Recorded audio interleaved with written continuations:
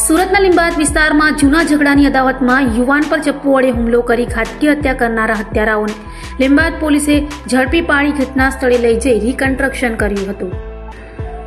સુરતના લીંબાયત વિસ્તારમાં રાત્રિના સમયે ડિંડોલી ખાતે રહેતા જયેશ પટેલની ચપ્પુના ઘા ઝીંકી ઘાતકી હત્યા કરાઈ હતી. બનાવને લઈ લીંબાયત પોલીસે દોડી જઈ તપાસ હાથ ધરી હતી. ગણતરીના કલાકોમાં હત્યામાં સંડોવાયેલા આરોપીઓ વિશાલ ગોરખવાગ, ઓમ ગિરાસે યાદવ, નિકમ, યશ અને રાહુલમાંથી 5 આરોપીઓને ઝડપી પાડ્યા હતા.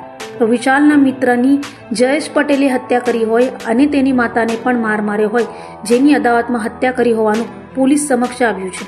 હાલ આરોપીઓને ઝડપી પાડી લીંબાયત પોલીસે બનાવની જગ્યાએ લઈ જઈ ઘટનાનું રિકન્સ્ટ્રક્શન કરાવ્યું હતું.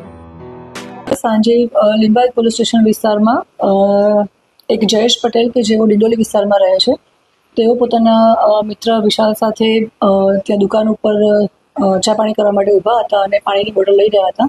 એ અરસામાં જે આરોપી છે વિશાલ ગોરખ, ઓમ ગિરાસે, વેદાંત નિકમ, ગૌરવ જાદવ, યશ ઉર્ફે ઈશુ અને રાહુલ ખેરનાર કે જેઓ ત્યાંથી પસાર થઈ રહ્યા હતા. અને આ જયેશ પટેલ છે એ અગાઉ મર્ડરના ગુનામાં આરોપી રહી ચૂક્યા છે.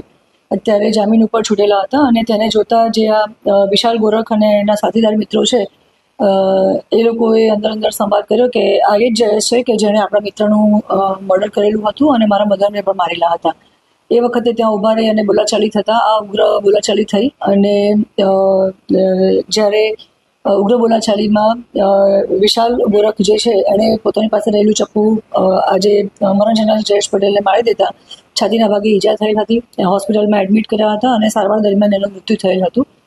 જે સંદર્ભે લીંબાયત પોલીસ સ્ટેશનમાં મર્ડરનો ગુનો દાખલ થયેલો છે અને અમારી 5 આરોપીઓને અમે એરેસ્ટ કરેલા છે.